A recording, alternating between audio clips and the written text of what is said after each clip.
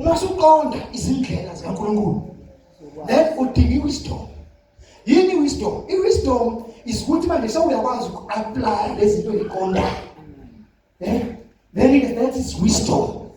Uku-apply le nto usuyi-understand, the knowledge you have, uma usukwazi ukuyi-apply, then i-wisdom ngeleyo.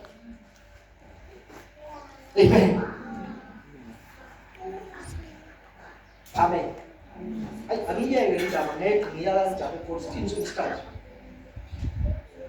Almost 12.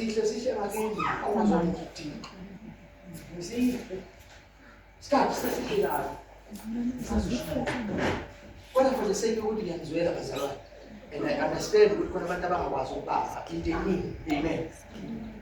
When I say verse 9.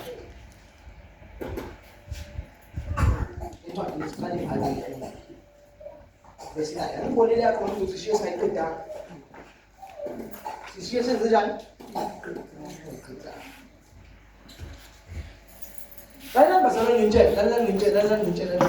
Lezi zinto zombili zimelene. Zinjani?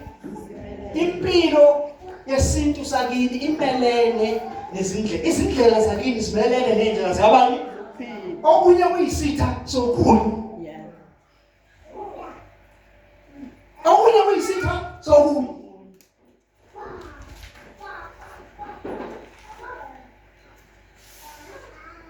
Akufana njengoba ubona thina sakhula singakakhanyelwa neBhayibheli le besenzisa abantu imisebenzi.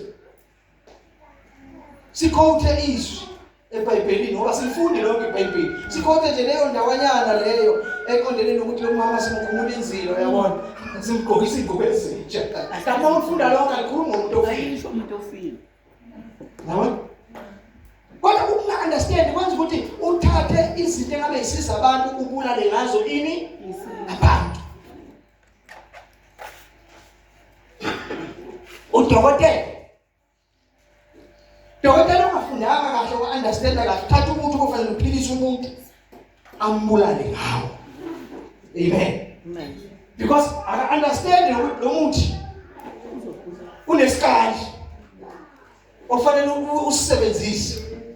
Yila kuphela thina abantu besintu nje. Isintu siyaphila siyasebenza bazalwane. Imithi yesintu iyaphila iyasebenza. But imithi yesintu inkinga yayo ukuthi abantu bakhona abakwazi nokuqala isikali.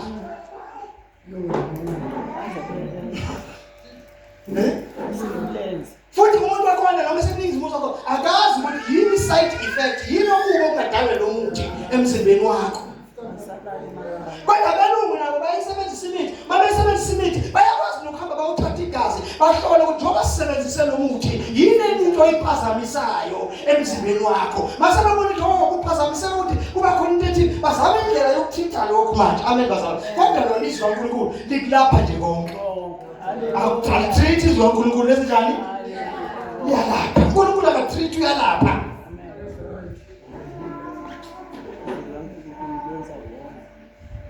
Konje tikona la ntevula khona.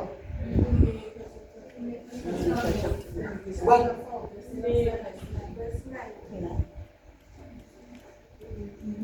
Ayibo. Ungengasho mfuna semona. Ithemba kumana ukwenza into okukhulu. Oh yes. Yes. Verse 9 yes. Sengifuna ukuvala manje. Sengiyavala ngicabangela nini. Yabona bazalwane. Kubuhlungu ukuthi ekukhulunywe kanje.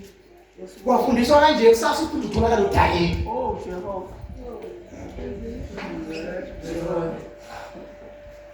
Sakhulunywe kanje. Yabona ukukhuluma kanje ayikho indlela ongakhululeka ngayo. Kulezi zinto zamasiko kini. Ulwazi olukhulula. Yes. Ulweka kanjani ulwazi usuluzwile ukuthi lolu lwazi ngoba phela siyachaza ukuthi lo ngena kulezi zinto you are inviting more and more and more and more and more and more and more and more and more and more and more. We are inviting more and more and more and more and more and more and more and more problems.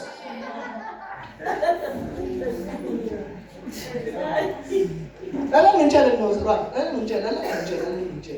Lesi noma uqala uzenze. Mina uyekhala sini. Ekhaya iqalani lezi zinto mayiqala zenziwa nje ekhaya lobe zenziwa kube ngathi ithelo ezinhle kube ngathi ziyasebenza bakuzofika isikhathi la zizogcwala khona lezi zizoshintsha yonke into umuzi ngisho umuzi wakini vele ubona ukuthi umuzi wakithi kungathi kunekhese yawena la kunesiqalekise ilezi zinto nizenza ufika la igcwala khona mase igcwala khona uNkulunkulu abe seyahluleke haleluya ngizobazama uNkulunkulu uthi ngelinye ilanga ubonakala phakathi kwamadoda amathathu eza kuAbraham mayibonakala phakathi kwamadoda amathathu uthi hayi sizile ukuzobona ukuthi ukhala okufike kimi nesono seSodoma neGomora kunje ukhale nizwini kunjalo yini uthi sizobona lokho ukuthi isono sakho sasigcwele yini ukuthi ngasahluleke amen esikhuluma noma mzungizona wakhuluma indaba enkulu indaba yokuthwala uhlala leke la kuthwala khona kakhulu amen nala basena ukuthwala lo yakhona alo yakhona le komhlaba yalingayo inkinga yenu ukuthi anazi ukuthi kwamanje ngithwele the problem ukuthi akekho umuntu okwazi ukuphila emhlabeni ungekho certain power upon him or her njengoba inkinga ukuthi abantu abazi bathwele and bathwele amandla amelinganiswe nalokho hallelujah the spirit of God is upon them ukuthi whatever yenzayo ayenzeke Mara that spirit ikuwe the spirit esasebenza ukuthi ungayenga lalanga ndoda ukhulule izwi aza umntwana wenyama because of the power of the Holy Spirit. That's right.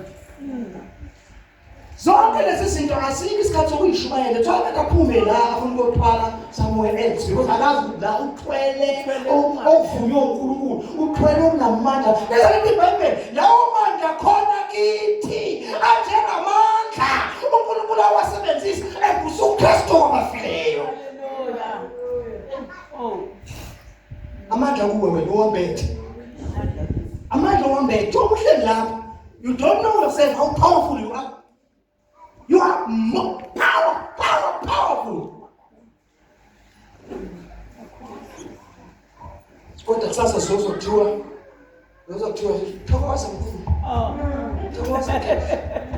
Kodwa abantu abajabuliswa nje ukubizwa ngokuba ogogo lapha emsakazweni bezoletha ama explanation abhedda bebophezela abantu ekuhlupheke nokuphezela abantu bebakinatela abantu bebafasa bebakinatela ngezinto zamandla omnyama nokuthi mkhulu into njena mkhulu kwenzeka kanjani ahamba umuntu ayokulandela izinto zomphakathi esizokuba inkinga kuwe kusasa alale ekhaya nakho konke ake ngitshela secret ngezangoma kuthi why izangoma zizangoma khuluma kahle ngoba khuluma umuntu wajika emnyango wajika emnyango wakho nabeke ngikhuluma leyikhona namngini kuthi why adora why bephakamisa ngawo because uye kumnika isense yokuthi recognition sense yokuthi uwutho empilweni kumnika isense yokuthi ufana njengomuntu othi mineziko ufana umuntu ofuna excited recognition njengomuntu oneziko hamba efuna ukuveza ukuthi mina ngifuyile ngoba ngineziko into abasalapho kakhulu yile bese esibili ukufuna ukuthi bafuna imali dumuni imali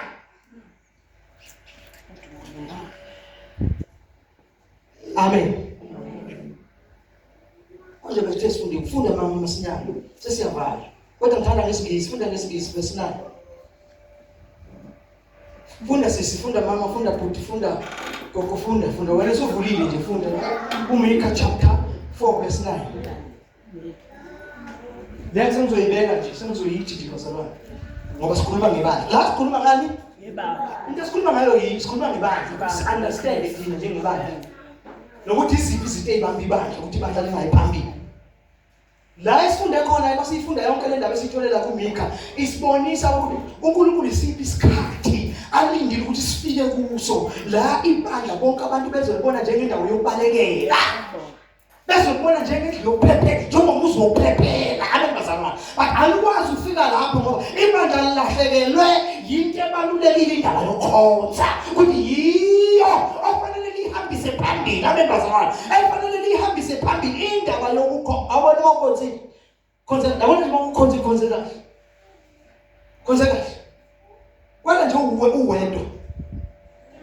nje uye isikhathi ukuthi ngifuna ukuthandaza ufuna ukubhala umnyango ukuthandaza lebo ukuthandaza uNkulunkulu is not the matter of isikhathi eside amen not the matter of isikhathi uzosifakanisela noma ungasifakanisela 3 minutes uthi in this 3 minutes I don't want anything else to disturb. I just want to connect to God.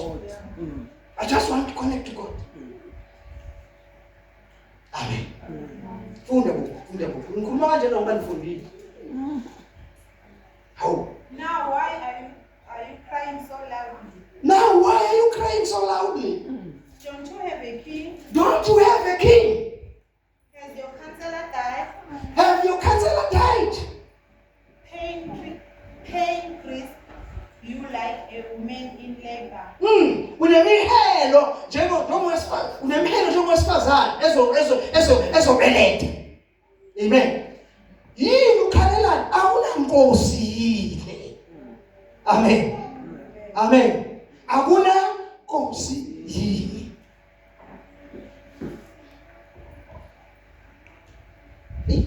Asindaba noma ngikhale noma ngiyeke.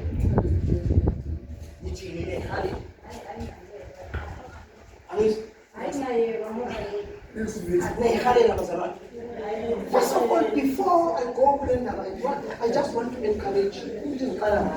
I just want to encourage you, all of you, people of God. Next week.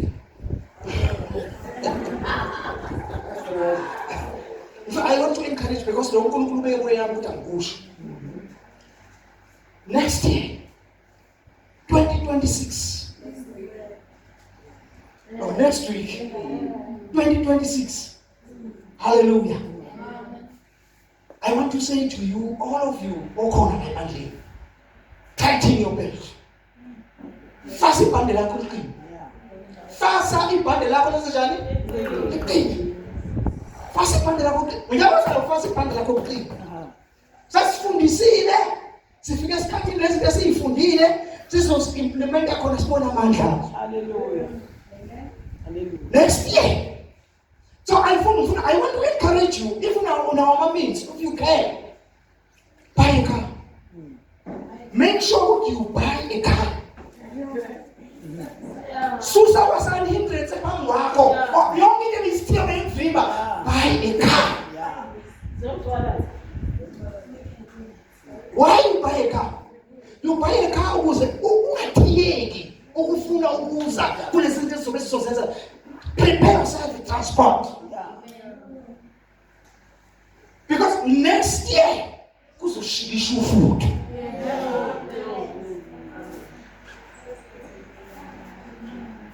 In fact, now I'm allowing ngifuna ukubeka ukuthi next year kuzobe kwenzakalani.